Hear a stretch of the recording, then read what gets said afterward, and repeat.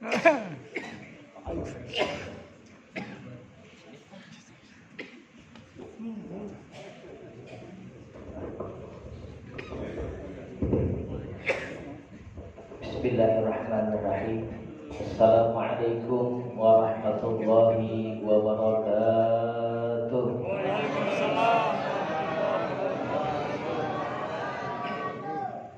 Dari jawab salamnya saya bisa nebak baru 2 lontong sama tahu.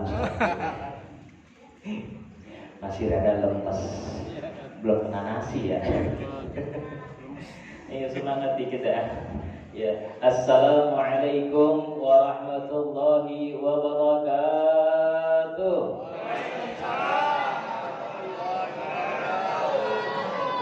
Alhamdulillah. Kalau begini kan Bang Abdullah nyari mentega. Insya Allah rame-rame kita masuk surga. Amin ya Rabbal. Ibu bapak mau masuk surga? Jawab yang kompak. Mau masuk surga? Mau mati sekarang? Dah syaratnya masuk surga mati dulu. Gimana mau masuk surga kalau masih hidup? Masih di dunia. Masuk surganya mau, matinya kagak. Masya Allah. Alhamdulillahilladzi ja'ala syahra ramadhana syahru siyam syahrul mubarak. Asyhadu an la ilaha illallah wahdahu la syarika lah. المالك الحق المبين وأشهد أن سيدنا ونبينا محمدا عبده ورسوله الصادق الوعد الأمين اللهم صل وسلم وبارك وكرم على سيدنا محمد صاحب البشرى صلاة تبشرنا بها وأهلنا وأولادنا وجميع مشايخنا ومعلمينا وطلبتنا وطالباتنا من يومنا هذا إلى يوم الآخرة. Ibu bapak yang dimuliakan oleh Allah Subhanahu wa taala, sama kita hormati, kita muliakan guru kita Al-Mukhtaram Al-Mukhtaram Al-Ustaz Ahmad Izi Rifai. Mata'anallahu bituli hayatihi wa nafa'ana bi'ulumi fi dharin. Kita doakan beliau panjang umur, sehat walafiat. Ya, beliau lagi serak-serak banjir suaranya, lagi batuk. Mudah-mudahan kita doakan beliau diangkat penyakitnya oleh Allah Subhanahu wa taala. Emang kalau alim ulama mau balik kalau udah datang Ramadan penyakitnya tenggorokan, batuk, begitu. Kenapa? Karena nggak putus baca Qur'annya. Insya Allah kita doakan guru kita panjang umur, sehat walafiat, pun pula dengan segenap para pengurus DKM Masjid Al-Manar, dengan para jamaah semua, bapak-bapak, ibu-ibu yang dimuliakan oleh Allah Subhanahu wa taala, yang mungkin tidak dapat namanya saya sebutkan namanya satu persatu, namun insyaallah mudah-mudahan semuanya masuk dalam kategori hamba yang mendapatkan rahmat, yang mendapatkan maghfirah dari Allah Subhanahu wa taala. Minta dulu nih, ini direkam masuk TV mana nih? TV Center. TV One. Iya, biar gak nanggung sekalian dah ya. Jangan nanggung-nanggung, minta tolong gitu maksudnya. Maaf. Iya, fotoin aja, jangan divideoin pegel ntar. Ibu bapak yang dimuliakan oleh Allah Subhanahu wa taala, alhamdulillah kita sekarang masuk di malam yang ke-7, betul. Malam yang ke-7. Kalau diem berarti setuju nih. Kalau diem berarti tandanya setuju, bener ya? Malam ke-7 ya? Malam yang ke-7 apa 7 malam lagi? Tuh kan? Tadi dibilang malam yang ke-7 diem aja. Maunya malam ke-7 apa 7 malam lagi nih? 7 malam lagi. Maunya 7 malam lagi? Berarti maunya buru-buru lebaran ya? Mau pulang kampung. Tiket udah dipesan saat itu. Masya Allah. Hadirin jamaahnya dimuliakan oleh Allah Subhanahu wa taala. Kalau zaman dulu ulama-ulama kita makin dekat akhir-akhir bulan Ramadan, bukan mungkin malas, tapi mungkin semangat beribadah kepada Allah Subhanahu wa taala. Bukan mungkin girang kayak kita, tapi mungkin sedih karena ingin ditinggalkan oleh bulan suci Ramadan. Satu jangan banyak-banyak, kasihan capek. Yang penting buat syarat aja sama bini. Kalau kita ditanyain, Bi pulang malam-malam dari mana? Habis ceramah, mana buktinya kata. Ibu bapak yang dimuliakan oleh Allah Subhanahu wa taala, enggak terasa kita sudah berada di malam yang ke-23. 7 malam lagi kita mengakhiri bulan suci Ramadan. Mudah-mudahan amaliyah kita semuanya diterima oleh Allah Subhanahu wa taala. Itu doang harapan kita. Harapan kita amaliyah kita diterima oleh Allah Subhanahu wa taala. Apa rasanya kalau kita beribadah tapi ibadah kita tidak terima oleh Allah Subhanahu wa taala?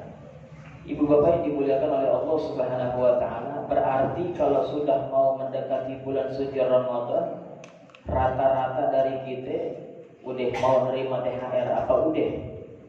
Udah terima THR udah? Udah terima THR belum? Hah? Belum? Emang kagak kerja? Siapa yang mau ngasih THR? Yang udah mah udah ya, yang belum. Ibu bapak yang dimuliakan oleh Allah Subhanahu wa taala, kenapa saya bahas THR? Kenapa ujung-ujungnya THR gitu kan? Dulu waktu lagi kita kerja, kalau udah mau lebaran begini, masing-masing pada nungguin THR. Begitu THR udah dibagiin, ternyata nama kita belum ada, belum kepanggil, belum nerima. Saya mau tanya tuh kalau kayak begitu, kira-kira gelisah apa enggak? Gelisah apa enggak? Gelisah apa enggak kira-kira? Jujur aja, jujur. Yang lain udah pada dapat THR nih, teman-teman kita doang beloman. Gelisah apa enggak kira-kira? Gelisah. Keringet dingin sampai keluar. Tanyain lagi atasannya, Pak, nih saya kapan dapat THR nih? Terus aja begitu. Padahal kerja rajin, absen gak pernah bolos, on time terus gak pernah terlambat. Ngapa urusan THR jadi terlambat? Terus protes tuh. Pokoknya intinya gelisah. Nah ini yang kita tarik.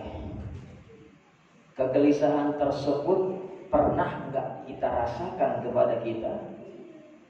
Padahal sampai saat ini belum ada berita yang sampai kepada kita bahwa dosa kita diampunkan oleh Allah Subhanahu wa taala. Kegelisahan tersebut pernah nggak sampai ke diri kita hingga detik ini dengan perkara dosa kita belum diampunkan sama Allah. Kita belum dapat beritanya kan? Belum ada pernyataan dari kita lahir sampai sekarang nih yang ngasih kabar sama kita, fulan bin fulan dosa itu udah diampuni sama Allah Subhanahu wa taala. Ada yang udah pernah dapat kabar begitu dari Allah? Belum ya? Belum, sama saya juga belum. Padahal setiap hari, bahkan setiap jam, bahkan mungkin setiap menit, dari ujung rambut sampai ujung kaki, selalu ada aja tuh khilaf, dosa, salah yang kita kerjakan kepada Allah Subhanahu wa taala. Nah ini muhasabah besar bagi kita. Kok bisa satu hal yang sangat-sangat kita butuhkan, lebih kita butuhkan ketimbang THR, lebih kita butuhkan ketimbang gaji 1 bulan, lebih kita butuhkan daripada makan untuk sesuatu, yaitu ampunan dari Allah Subhanahu wa taala. Yang sampai gini hari kita belum dapat berita bahwa kita diampunkan oleh Allah Subhanahu wa taala. Tapi alhamdulillah kita hidup masih tenang-tenang aja, enggak gelisah. Kita enggak mikirin dosa kita. Bahkan kadang-kadang hari ini bikin dosa, besok bikin dosa lagi. Ini hari pagi bikin dosa, siang bikin dosa lagi. Masya Allah. Nah ini dia. Ini momentum bagi kita yang sangat berharga. Man shoma Ramadhana imanan wa ihtisaban ghufira lahu ma taqaddama min dhanbi. Siapa orang yang menjalankan ibadah puasa di bulan suci Ramadan dengan keimanan, dengan penuh keyakinan kepada Allah Subhanahu wa taala, penuh rasa ikhlas kepada Allah Subhanahu wa taala, dan penuh pengharapan kepada Allah Subhanahu wa taala, ghufira lahu ma taqaddama min dhanbi. Dosa-dosa kita akan diampunkan oleh Allah Subhanahu wa taala di masa yang lalu. Amin ya rabbal alamin. Nah, makanya kita harus membekali puasa ini dengan iman dan takwa kepada Allah Subhanahu wa taala. Ibu bapak yang dimuliakan oleh Allah Subhanahu wa taala, jangan pernah khawatir dengan ampunan dari Allah Subhanahu wa taala. Sebesar apapun yang kita kerjakan, dosa apapun yang kita kerjakan, selama kita masih minta ampun kepada Allah Subhanahu wa taala, innallaha huwal ghafurur rahim. Allah Maha Pengampun. Ampunan Allah besar. Ridho Allah besar. Lebih besar daripada murka Allah Subhanahu wa taala. Kasih sayang Allah besar. Lebih besar dari amarah Allah Subhanahu wa taala. Cuman kadang-kala kita yang agak menyadari hal tersebut, sehingga kita lupa minta ampun kepada Allah Subhanahu wa taala. Ini yang kerap kita lupakan dalam munajat kita kepada Allah. Hampir sebagian besar prosentase bobot harapan yang kita untaikan melalui doa-doa kita kepada Allah sebatas bobotnya itu keinginan. Ingin harta, ingin sehat, ingin jabatan, ingin bla bla bla segala macam.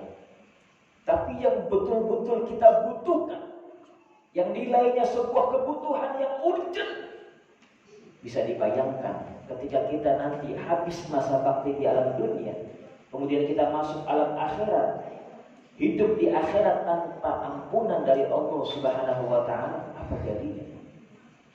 Dosa kita yang enggak terhitung, ibadah kita yang sedikit dibanding para orang-orang soleh, para nabi apalagi. Maka jangan pernah kita tinggalkan memohon ampun kepada Allah Subhanahu wa taala. Dan jangan pernah merasa bangga dengan kebaikan, dengan ibadah yang sudah kita kerjakan selama ini. Jujur, betul, belum tentu itu semua diterima oleh Allah Subhanahu wa taala. Gak ada yang ngejamin kalau ibadah kita sudah diterima oleh Allah Subhanahu wa taala. Semuanya porosnya di mana? Di hati. Porosnya di hati. Inna fi jasadi mudghah idza saluhat saluhal jasadu kullu fa idza fasadat jasadu kullu. Di dalam tubuh manusia itu terdapat segumpal darah. Yang mana itu baik, maka baiklah seluruh tubuh. Dan jika itu buruk, maka buruklah seluruh tubuh. Apa itu? Itu adalah hati. Hati yang akan menyelamatkan kita. Yauma la yanfa'u malun wala banun illa man atallaha biqalbin salim. Bakal datang suatu masa gak bermanfaat lagi yang namanya harta. Harta gak ada manfaatnya lagi. Bahkan anak pun udah gak jadi manfaat lagi. Illa man atallaha biqalbin salim. Kecuali orang-orang yang datang menghadap kepada Allah dengan hati yang selamat, hati yang bersih, hati yang suci, hati yang fitrah, yang jauh dari sifat iri, yang jauh dari sifat takabur, yang jauh dari sifat riya, yang jauh dari sifat hasud dan penyakit-penyakit hati yang lainnya.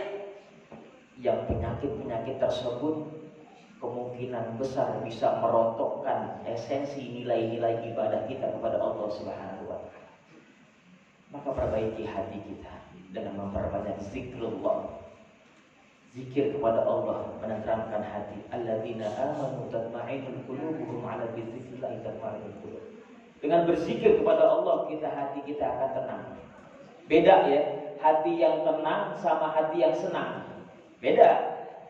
Senang belum tentu tenang. Tapi kalau tenang, insya Allah akan mengantar kita kepada kesenangan.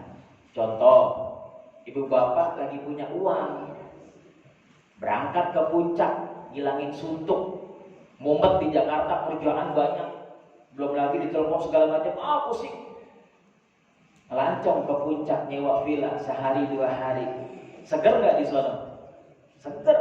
Refresh nggak di sana? Refresh, senang. Tapi begitu duit habis pulang ke Jakarta, puyeng lagi enggak? Puyeng lagi enggak? Puyeng lagi. Karena kesenangan yang didapati, bukan ketenangan. Tapi kalau ketenangan yang didapati, ala bizikrillah tatma'innul qulub. Dengan berzikir kepada Allah kita akan memperoleh ketenangan hati. Mau bukti? Mau bukti? Ayo kita praktekin. Sama-sama kita hadirkan hati kita khusyukkan, kita berzikir kepada Allah Subhanahu wa taala. Hilangkan dulu, sisihkan dulu urusan-urusan dunia kita, apapun kita singkirkan dulu, kita fokuskan kepada Allah Subhanahu wa taala.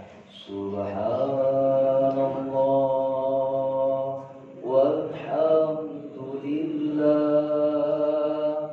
wa la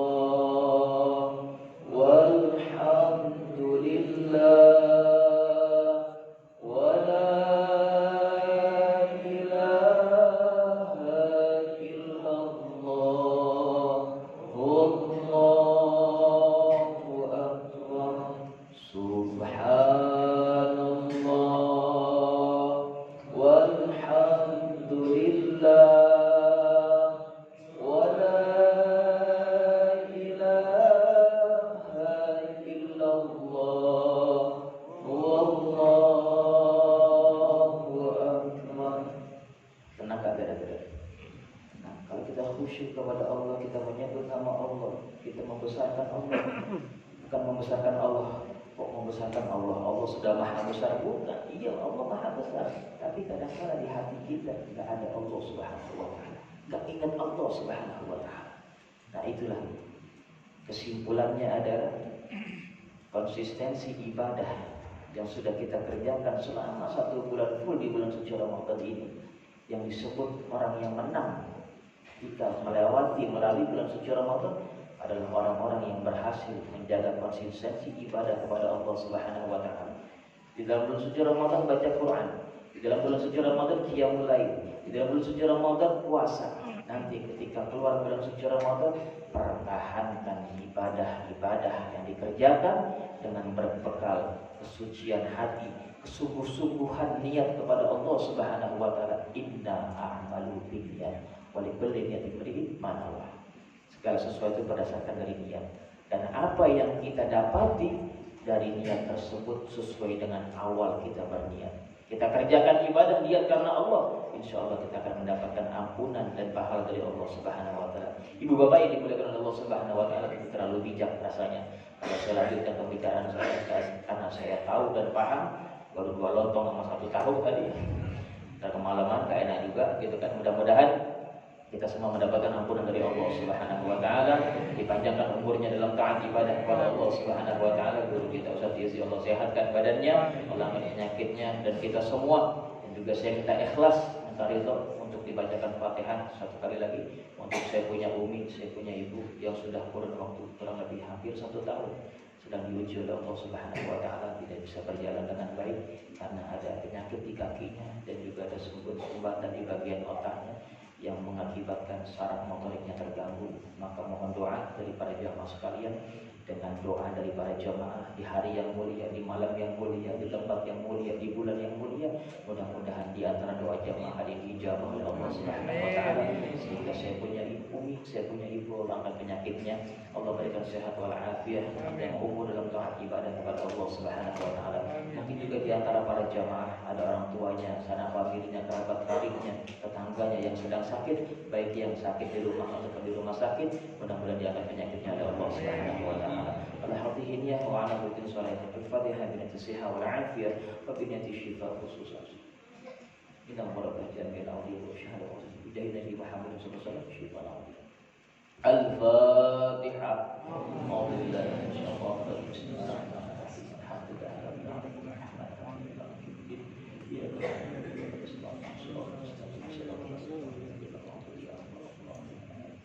Kurang dan lebihnya mohon dibukakan pintu maaf yang sebesar-besarnya. Alhamdulillah Rabbik, yang benar datang dari Allah Subhanahu wa ta'ala, yang salah, yang khilaf, yang lupa, yang dosa itu datang dari diri saya pribadi. Mohon dibukakan pintu maaf yang sebesar-besarnya. Hadanallahu wa iyyakum ajma'in. Wassalamualaikum warahmatullahi wabarakatuh.